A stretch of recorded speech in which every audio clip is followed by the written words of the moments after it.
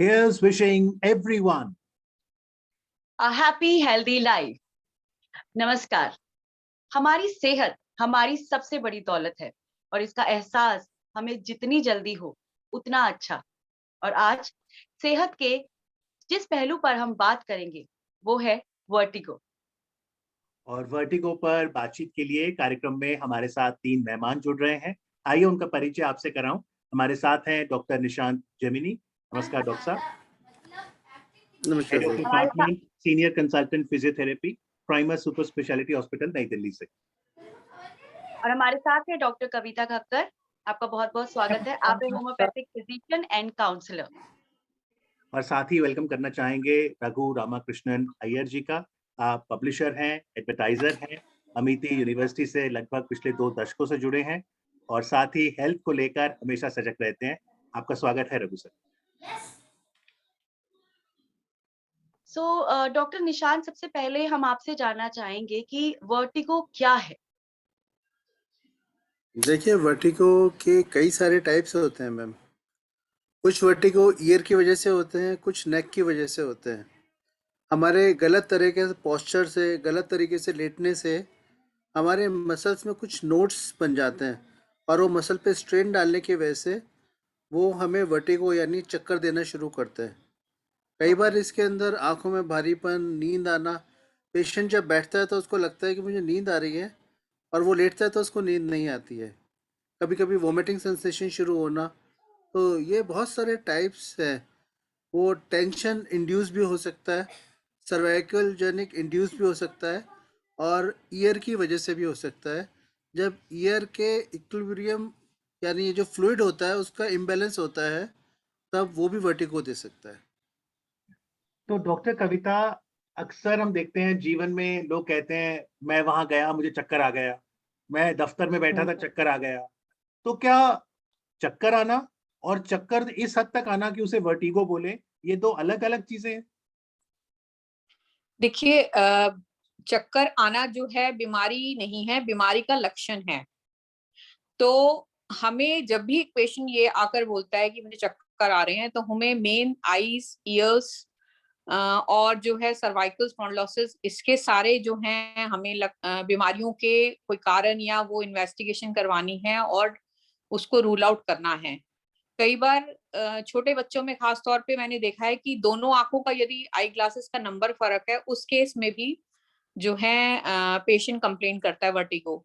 इसके अलावा थायराइड की कोई बीमारी हो, डायबिटीज हो जिसमें कि शुगर एकदम कम हो रहा है, उस केस में, या कई बार बहुत सारी एलोपैथिक दवाइयां या ड्रग्स कुछ जो लेते हैं या अल्कोहल या ड्रग अब्यूज हैं, उसमें भी पेशेंट जो है अगले दिन चक्कर महसूस कर सकता है या बता सकता है। इसके अलावा बहुत सारी हार्ट प्रॉब्लम्स जो हैं, जिसमें कि अगर पल्स इरेगुलर हो रहा है या ट्रांजिएंट इस्चेमिक अटैक हो रहे हैं या पैरालिसिस का अटैक हो रहा है पेशेंट को, जिसको हम स्ट्रोक कहते हैं, हेड इंजुरीज के बाद या माइग्रेनस हेडेक्स में, और कई बार मस्कुलर वीकनेस, जैसे डॉक्टर साहब ने बताया, मसल्स के बहुत सारे डिसऑर्डर्स में भी वर्टिगो हो सकता है। कई बार पेशेंट्स जब बहुत एंजाइटी कर रहे होते हैं, जैसे कि एग्जाम है या कोई ऐसे सर्कमस्टांसेस हैं या कोई इमरजेंसीज आ गई हैं लाइफ में, उस केसेस में भी कई बार जो है पेशेंट्स जो है वर्टिगो या चक्कर आने का बता सकते हैं। इसके अलावा जो है एक जैसे पहाड़ों पर जाते हुए या बहुत ज्यादा ट्रैवल कर रहे हैं बाय कार, रोड, जिसको रोड वर्टिगो बोलते हैं, वो भी पेशेंट्स कई बार जो है बताते हैं। तो ये मेन मुख्य कारण है। और सर्वाइकल स्पॉन्डिलोसिस आज की लाइफस्टाइल और उसमें जो है मेन रीजन है सर्वाइकल और ईयर्स और आईज के डिसऑर्डर्स, जिनकी वजह से पेशेंट्स जो है चक्कर या वर्टाइगो या डिजीनेस आम कंप्लेन करते हैं। जी डॉक्टर निशांत, यानी लाइफस्टाइल, तर्ज जिंदगी अच्छी होना बहुत जरूरी है। तो जैसे डॉक्टर कविता ने बच्चों का भी जिक्र किया कि अगर दोनों आंखों में फर्क है आपकी आई साइट का तो वर्टिगो हो सकता है। क्या वर्टिगो किसी भी एज ग्रुप में हो सकता है? वर्टिगो किसी भी एज ग्रुप में हो सकता है सर। पहले हम देखते थे कि वर्टिगो एक एल्डरली एज ग्रुप में हो रहा था, पर इस कोविड टाइम में बच्चों का स्क्रीन टाइम बहुत बढ़ गया है। लेट के टीवी, किताब, phone, computer, that is the one thing जो एकदम से बढ़ती आ रही है और वो नेक को स्ट्रेस दे रही है। एक प्रॉपर पोस्चर का ना होना, कितना डिस्टेंस होना चाहिए सिस्टम का eye level top of the screen के इक्वल होनी चाहिए, 18 to 28 इंचेस का डिस्टेंस होना चाहिए, और अगर आपको 15 मिनट से ज़्यादा काम करना है तो माउस और कीबोर्ड की अटैचमेंट इंपॉर्टेंट है, अगर आप लैपटॉप या नोटबुक्स पे काम कर रहे हैं तो।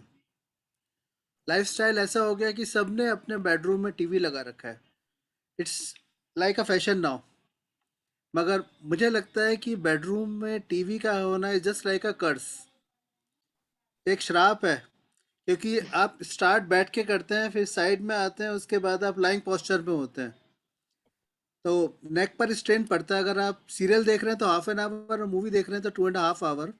जब आप एक रॉन्ग पोस्चर में बैठ के उठते हैं तब आपको लगता है कि कुछ घूम रहा है, गिडीनेस है, और यही प्रोसेस जब लंबे टाइम तक निकलता है तो फिर वो परमानेंट डिसऑर्डर्स आनी शुरू हो जी, जाती हैं। प्रति वेब सीरीज हो तो पूरी रात। तो बिल्कुल डॉक्टर सर। कविता, मैं आपसे जानना चाहूंगी, जैसे इस तरह से भी आपने हमें सिम्टम्स बताए कि गिडीनेस है या चक्कर आना है या और भी बहुत सारी चीजें, तो हम ये कैसे पहचाने कि ये एग्जैक्टली प्रॉब्लम वर्टिगो है या ये एक नॉर्मल सर्वाइकल का प्रॉब्लम है, ये हम कैसे पहचान सकते हैं? मैम ज्यादातर वर्टिगो ना विदाउट ट्रीटमेंट ही रिजॉल्व हो जाते हैं पेशेंट्स के, लेकिन अगर कंटिन्यूस है, बहुत दिनों तक है, इतना है कि पेशेंट जो है गिरने की उसकी नौबत आ रही है, या वो गाड़ी ड्राइव करते हुए उसको दिक्कत हो रही है, या अपना काम नहीं कर पा रहा, तो हमें जो है एक्सरे, सर्वाइकल स्पाइन, एमआरआई, ये सब इन्वेस्टिगेशंस कराने हैं, जिसमें कि हमें बोन की डेंसिटी कैसे है, बोन में ऑस्टियोपोरोटिक चेंजेस कितने हैं, जो दो वर्टेब्रल कॉलम में जो दो हमारे वर्टेब्रा होते हैं उनके बीच का स्पेस कहीं किसी इन्फेक्शन की वजह से डैमेज तो नहीं है, नर्व कंप्रेशन तो नहीं आ रहा। इसके अलावा हार्ट के कलर डॉपलर और भी हार्ट के टेस्ट हमें करने हैं, क्योंकि कई बार हार्ट की फंक्शनिंग या माइट्रल वेल्व ठीक से काम नहीं कर रही, या हार्ट बीट ठीक से नहीं हो रही है, उन पेशेंट्स में भी जो है ये दिक्कत आने की संभावना है। कई बार पेशेंट्स को पेसमेकर की जरूरत होती है, हार्ट रेट कम है, उन केसेस में भी जो है ब्रेन को जैसे ही ब्लड सप्लाई कम हुआ, जो है पेशेंट को चक्कर, मतलब पेशेंट को ये तो महसूस नहीं होता कि मेरी हार्ट बीट कम है, लेकिन वो गिर पड़ेगा या ऐसा महसूस हो रहेगा कि लाइट हेडेडनेस है या डिजीनेस है, ये चक्कर आ रहे हैं, इस तरह की कंप्लेंट्स लेके पेशेंट आते हैं। तो जी, तो मतलब आप ये अगर कहना चाहते, जी जी। ब्लड शुगर से लेके ब्लड टेस्ट और एमआरआई तक सारी इन्वेस्टिगेशंस जो हैं कई बार हमें करानी पड़ती हैं to rule out any disorders. कई बार कैंसर के पेशेंट्स, ब्रेन में कोई लीजन हो रही है, उसकी वजह से भी पेशेंट सिर्फ सिरदर्द और चक्कर आना यही कंप्लेंट करते हैं। ओके, जी। तो रघु मतलब सर अगर ये आपकी प्रॉब्लम प्रोलॉन्ग चलती है तो हमें फिर इसके टेस्ट करवानी चाहिए, फिर मतलब हमें बिल्कुल इसको बिल्कुल सीरियस बिल्कुल लेना बिल्कुल। चाहिए। हाँ जी, ठीक हाँ है। जी। रघु सर, आपने दोनों डॉक्टर्स को सुना और आप खुद एक नेचर लवर हैं, गीत संगीत में रुचि रखते हैं, और आपका मानना है कि better health is a buzzword these days. तो आप कैसे देखते हैं, आपका क्या अनुभव रहा वर्टिगो को लेकर? दोनों डॉक्टर्स को सुना मैंने, and they have very clearly indicated कि वर्टिगो जो है is a, I don't know whether you call it an ailment or whether it's a disorder, but anybody can come if they're not properly aware of this particular thing. मैं अपना case study देना चाहूंगा। Stomach upset हुआ तो pre appointment से हमें मालूम हो जाता है कि स्टमक अपसेट होने वाला है। और if you are having some other problem, all the diseases take pre-appointments and come, but this one comes suddenly. For example, about 20 days back, I hit the bed, I was sleeping. Suddenly at 2 o'clock, when I turned on one side, I started getting dizzy. Okay. Then fear took over. Went on the other side, again the dizziness took over. Then I had to call for help, my wife. इस बीच में again with fear, करवट जब लेता हूं तो बिना डर में लेता था, लेकिन this time I was very apprehensive, बिल्कुल डर ने मेरे ऊपर ले लिया. So when I turned, I felt as if I was falling down, and I was yelling, "I'm falling down and coming down." But she reassured me. She's also from the medical field. You are very much there. It's only that you're feeling that way. But like I said, all the other problems make a pre-appointment with you and tell you that you're going to have a problem. But this comes very suddenly. About 2 years back, I was sitting, I was about to leave for office, sitting in the chair comfortably in the drawing room, everything started moving around. Whether it is dizziness that could lead to unconsciousness, or it was just a temporary thing, मुझे बिल्कुल समझ नहीं आ रहा था. It leaves you totally stunned, shell-shocked, because you have never gone through this in your life. I have been a sportsman, I've been a cricketer at quite a high level. I've been a tennis player, and I thought I will not be hit by any of these sudden problems. All the problems will come to me with prior appointment. I said, कुछ भी नहीं हुआ. So this, what has vertigo done to me? Now I'm a little scared. चलते चलते कहीं मुझे vertigo आ जाए, या ऑफिस में बैठे मैं काम कर रहा हूँ, या I'm conducting a meeting, suddenly I get a vertigo. I have a vertigo. But the learned doctor from the homeopathic field, she said that there are various tests which is very essential to be done. MRI, people with mitral valve prolapse, they should also get themselves tested, and whether it is a neurological problem, whether it's a gastric problem, whether I should go to a neurologist or to a gastroenterologist, one is totally confused. And then to add to this, you also have cervical spondylitis, whether neck is giving you the problem. So when it comes, what do I attribute to? Do I attribute to all these three, or do I go to all the three doctors and get my checked up? Is it such a problem that cannot ease out? Is it going to be a perennial problem throughout my life? Or is it only a temporary thing that can be ignored? ये सवाल है, काफी confuse कर रहे हैं मुझे. जी Raghu sir, बहुत बहुत शुक्रिया आपकी केस स्टडी और लाइफ एक्सपीरियंस शेयर करने के लिए. बहुत सारे सवाल हैं. डॉक्टर निशांत, कहाँ से शुरू करें? देखिए सर, जैसे सर ने मुझे बताया, अभी अपनी केस स्टडी एक्सप्लेन की. First thing is to check with the ENT, क्योंकि अगर लेफ्ट साइड टर्न करने में और राइट साइड टर्न करने में और ये आ रहा है कि कुछ चीज़ फॉल कर रही है, तो ENT will be the best person to look after this thing. अगर चक्कर सिर्फ राइट साइड और शोल्डर में आ रहे हैं, then you need to get check with the gastroenterologist also, because जो गैस्ट्रिक इश्यूज होते हैं वो आपके राइट शोल्डर में डिस्कम्फर्ट दे सकते हैं. But if it's coming on the left side, then it's not a gastric thing. It could be because of the eye side, and as ma'am said, there could be a plenty of reason. Doctor Kavita ने भी आपको बताया कि, और sir ने भी बताया कि कई सारे रीजंस हो सकते हैं, बट सर्वाइकल के अंदर it's not only the bone which is troubling, sometimes it's muscle too. अगर हम मसल की बात करें तो यहाँ हमारी लिवेटर स्कैपुले है जो यहाँ से स्टार्ट होकर नीचे तक आ रही है. अगर ये मसल इन्फ्लेम्ड हो जाए गलत पोस्चर से, तो वो आपको बिल्कुल अच्छे से वर्टिगो और गिडीनेस दे सकती है. और जैसा मैंने आपको बताया कि posture is a major contributing factor. Second muscle sternocleidomastoid, जो यहाँ से स्टार्ट होकर नीचे तक आ रही है. अगर ये मसल आपकी टाइट या कॉन्ट्रैक्टेड है, तो चक्कर के साथ साथ आपको सांस लेने में भी ऐसा लगता है जैसे गास्पिंग की फीलिंग आ रही है.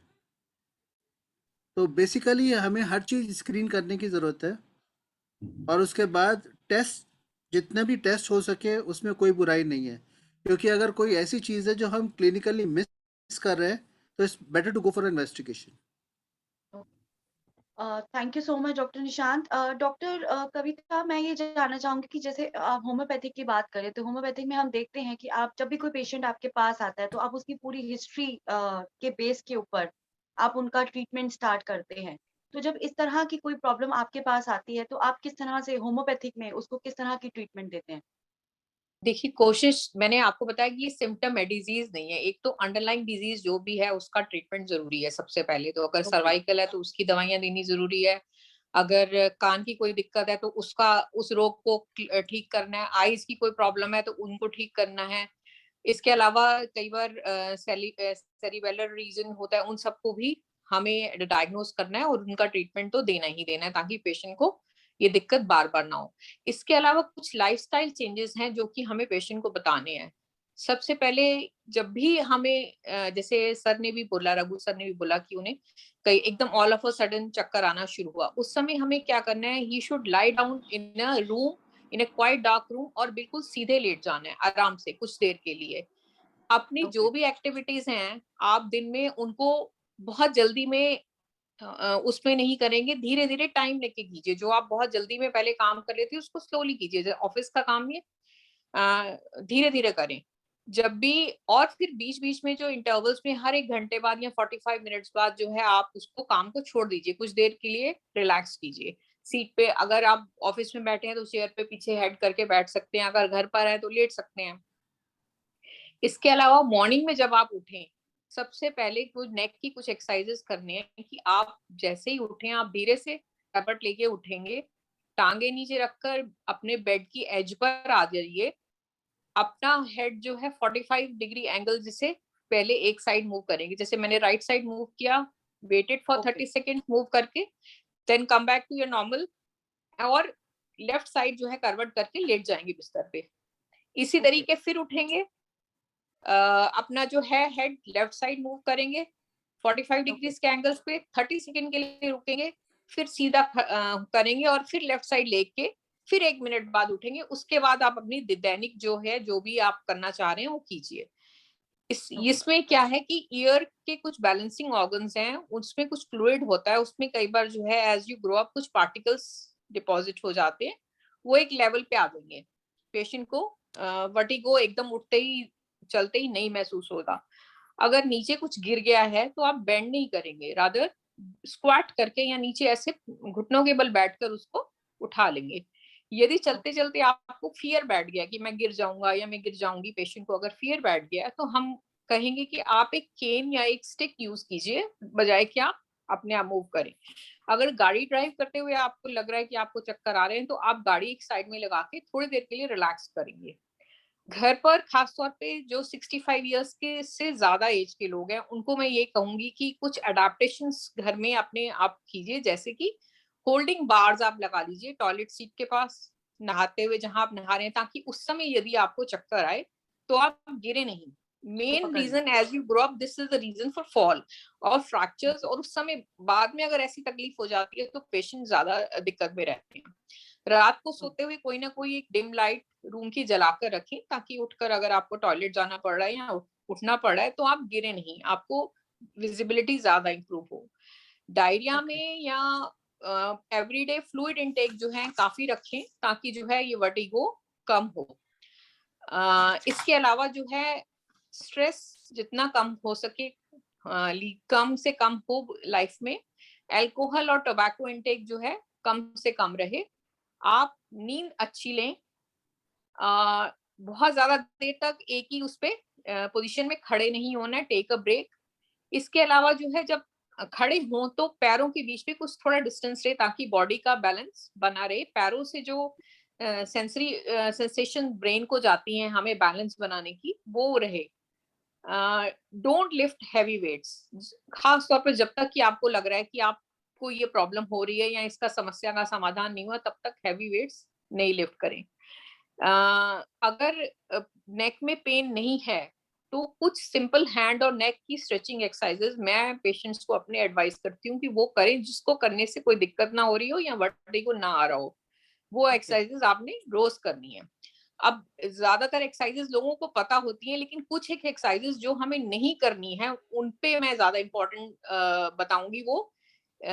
वो आसन जिसमें कि आपको एक पैर पे अपना बैलेंस बनाना है बॉडी का, वो आप नहीं करेंगे, जैसे कि Okay. तालासन है, एक पाद आसन है, वृक्ष आसन है, नटराज आसन है या गरुड़ आसन है, ये आसन आप नहीं करेंगे।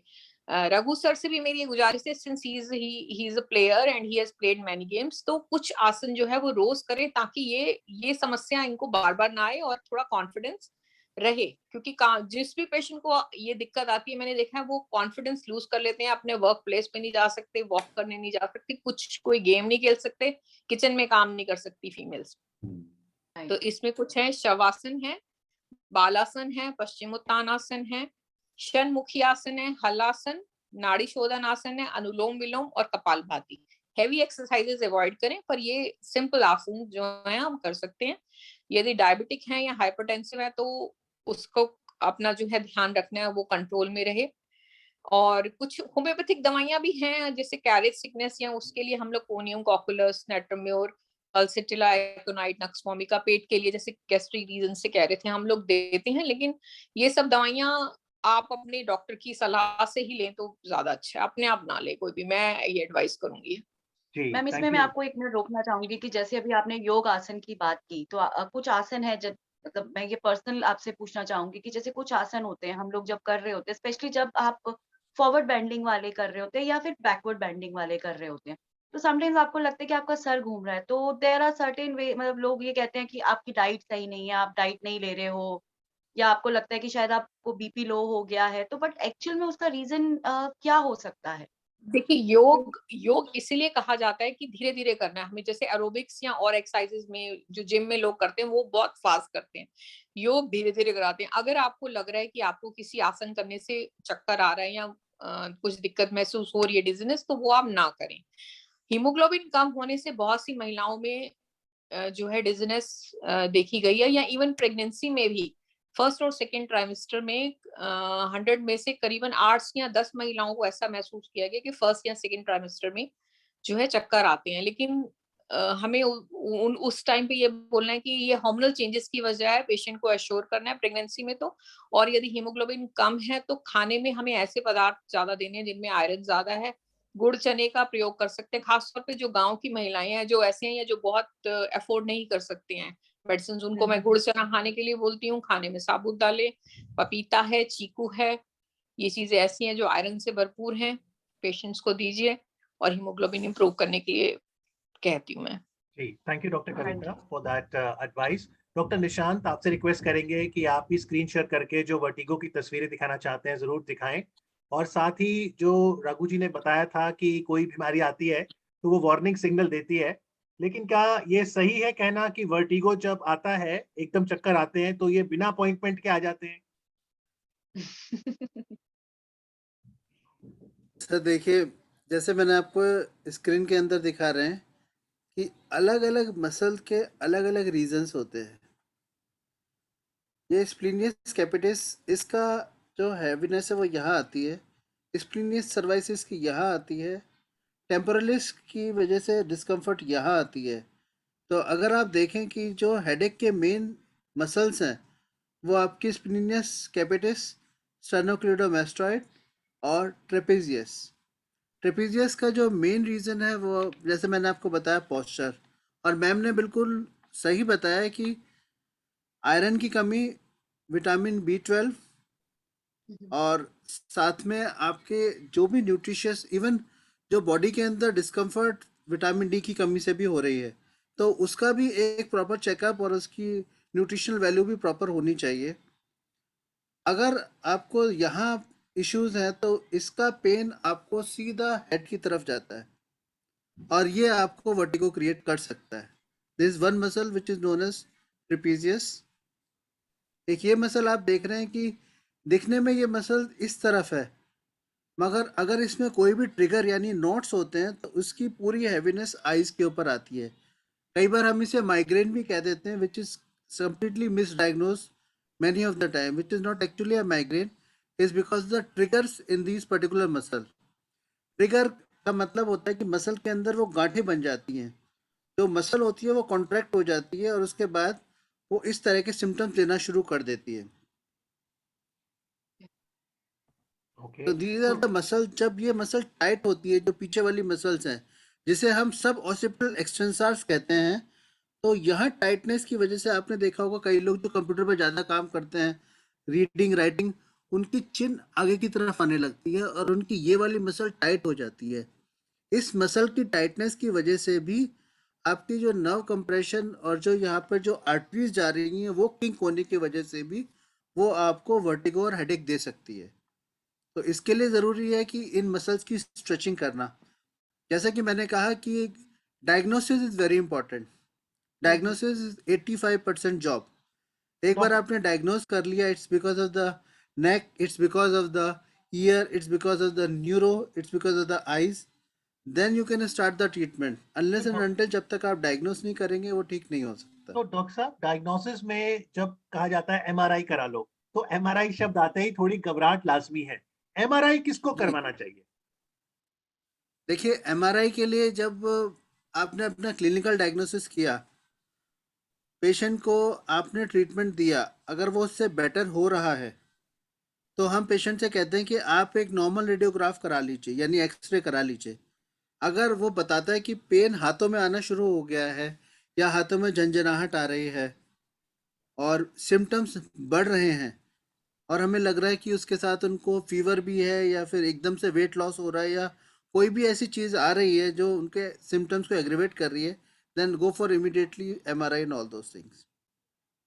Dr. Saab, I have another question.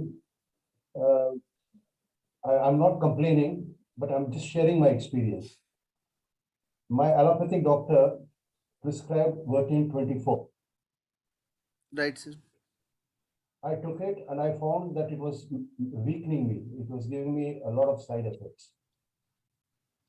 Then without consulting him, I shifted to Vertin 16.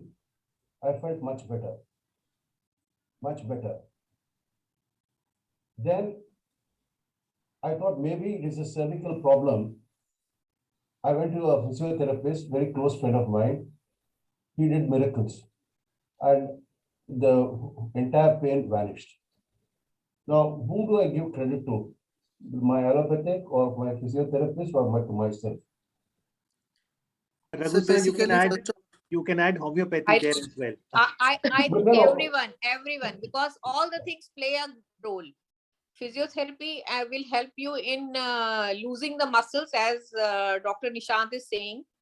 The Vertin tablet, that is going to take care of your ear and the fluid imbalance, and certainly certain sensory in your brain, in those areas which are for balancing the body, it's going to affect those. So all the things have helped you, sir.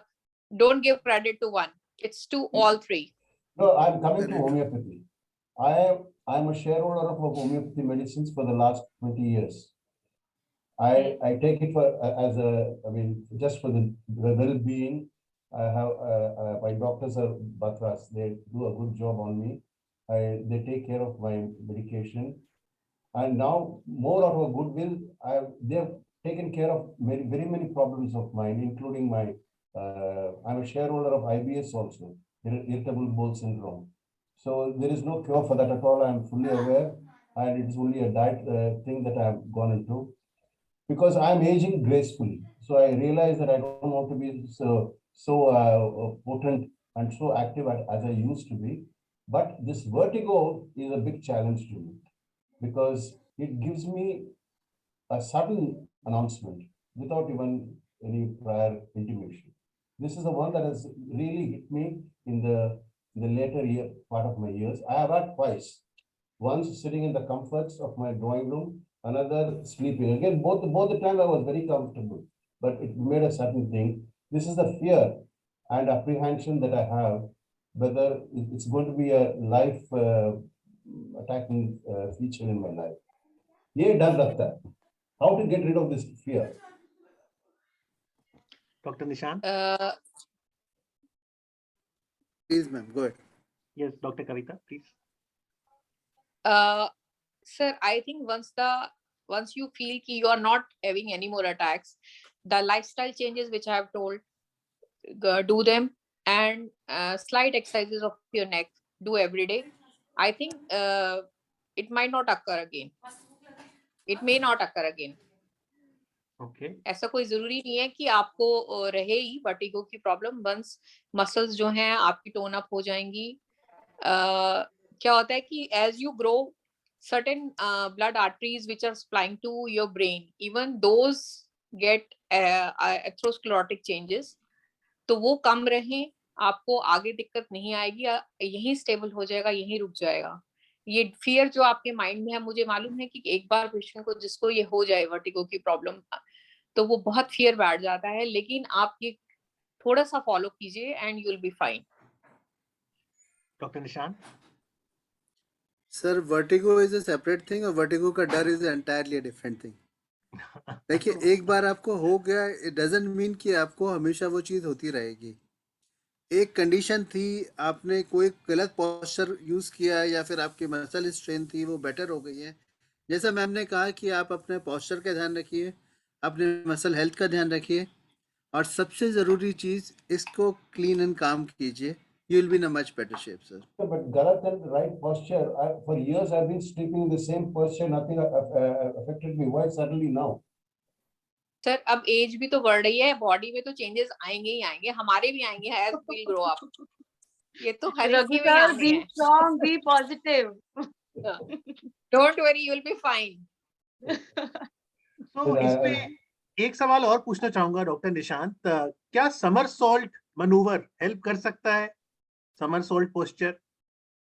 Sir बिल्कुल help करता है। ये जो manoeuvres होते हैं हमारे, कि नेक को होल्ड करके एकदम साइड में उसको बॉडी को टर्न करा के, वो भी एक मैन्यूवर है जिसको हम करते हैं।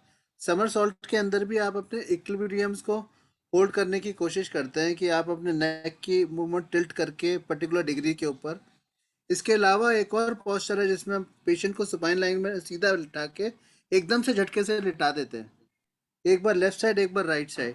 तो समरसॉल्ट और ये बाकी सारे मैन्यूवर हैं जो पेशेंट के इक्विलिब्रियम के लिए, basically they are the ENT responses जो हम ईएनटी पेशेंट्स के लिए देते हैं सर। ओके, तो चलते चलते रिकैप करते हैं। डॉक्टर कविता, आप क्या कहना चाहेंगे सभी व्यूअर्स को? मैसेज हमारे व्यूवर्स को क्या देना चाहेंगे आप? Have a balanced diet, do exercise daily, and you will live and be positive. सबसे ज्यादा Yes, mentally, sure. Physically, spiritually healthy रहिए। इंडिया की प्रोग्रेस के लिए भी जरूरी है। That's all. जी, और थैंक यू क्या मैम। डॉक्टर निशांत, क्या ब्लड प्रेशर ये कारण हो सकता है वर्टिगो का? सर देखिए, ब्लड प्रेशर एक रीज़न, एक सिम्टम है।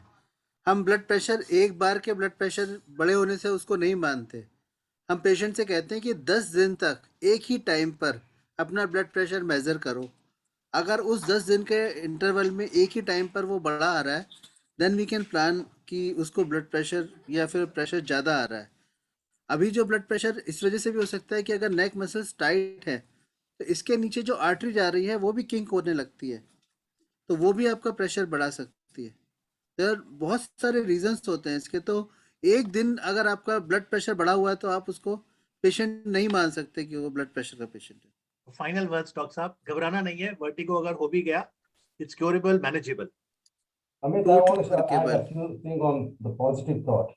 Yes. Like, when you sow a positive thought, you reap an action. When you sow an action, you reap a habit. When you sow a habit, you reap a character. When you sow a character, you reap a destiny. So your positive thought is connected to your destiny. This positive thought, if you do not have a healthy body, alert mind, is an exercise in futility. So health is the most important thing, to have a positive thought and to control your destiny. I don't know if you all agree with me on this. Yes, absolutely. I'll also request Yes. I also request Raghu sir, we conclude the program with the song, क्योंकि vertigo और vertigo का डर अलग है, तो मैं चाहूंगा आप वो प्यासा का गाना है ना, सर जो तेरा चकराए, वो जरूर सुनाइएगा। We'll end with that. लेकिन डॉक्टर निशांत, फिजियोथेरेपी कितनी कारगर साबित हो सकती है वर्टिगो में? देखिए, हमारे डिपार्टमेंट में भी जितने ईएनटी के पेशेंट्स हैं जिनको वर्टिगो होता है, वो ईएनटी का पार्ट कवर अप करने के बाद फिजियो में रिहैब के लिए ज़रूर आते हैं। क्योंकि अगर प्रॉब्लम ईएनटी से है तो भी उसका कहीं ना कहीं सर्वाइकल ओरिजिन ज़रूर रहता है। और we have got found a wonderful results. हमारे पास एक वर्टिगो क्लिनिक भी है जिसमें हम हर तरह के पेशेंट्स देखते हैं। जो मैंने आपको ट्रिगर और ये सारी चीज़ें बताई हैं, हाँ जी। तो इसमें कई सालों से जो लोग सांस लेने में दिक्कत और चेस्ट के अंदर कंजेशन ये भी आ रहा है, वो भी बेटर हुआ है इसके साथ। जी, बहुत बहुत शुक्रिया डॉक्टर निशांत, डॉक्टर मैं कविता। भी एक सवाल करना चाहूंगी कि अब जो हमारे व्यूवर्स अभी प्रोग्राम देखेंगे तो आई एम श्योर वो होम्योपैथिक की तरफ भी जाना चाहेंगे। तो मैं मैम से पूछना चाहूंगी कि एलोपैथिक के साथ साथ वो होम्योपैथिक मेडिसिन भी ले सकते हैं इस प्रॉब्लम में? जी जी जी मैम, बिल्कुल। सर्वाइकल स्पॉन्डिलोसिस बेसिकली तो जो बीमारियां हैं उनके लिए भी कुछ कुछ दवाइयां हैं हमारे पास। वो दी जा सकती है। इसके अलावा कैरेज सिकनेस या वर्टिगो के लिए भी कुछ मेडिसिन आती हैं जो हम देते हैं पेशेंट्स को, तो उससे बेटर हो जाते हैं ताकि दोबारा बार-बार जो है एपिसोड्स ना हो। जी, और होम्योपैथी की मीठी गोलियां खाने से वैसे ही अच्छा लगता है। Thank you very much doctor Kavita. Thank you doctor Nishant. Thank Raghu sir, we like you to sing a song, Sar Jo Tera Chakrai, and thank you so much for sharing your life experience. I don't know the lyrics of that song, but I'll probably give you a bhajan if you don't mind. Yes, Can I please. sing or Yes, a please. romantic song? Yes, Dr. bhajan romantic will do, song sir. का Bhajan sir, we have only 1 minute Okay. left. Yes. Okay. कुछ ना कहो, कुछ भी ना कहो, क्या कहना है, क्या सुनना है, मुझको पता है, तुमको पता है, समय का ये पल तमसा गया है, और इस पल में कोई नहीं है, बस एक मैं हूँ, बस एक तुम हो, कुछ ना कहो, कुछ भी ना कहो। Very nice. Thank Thank you. you, everyone. Thank you so much sir. Thank you. Thank you. Thank you. And we leave Thank you with this song, sir जो तेरा चकराए या दिल डूबा जाए, आजा प्यारे पास हमारे काहे घबराए। तो बिल्कुल ना घबराएं। Wish you all a happy, healthy life once again. Thank you very much. Happy New Year to all of you. God bless you all. Thank you. Thank you. Thank you so much everyone God bless you joining. all. Thank you so much.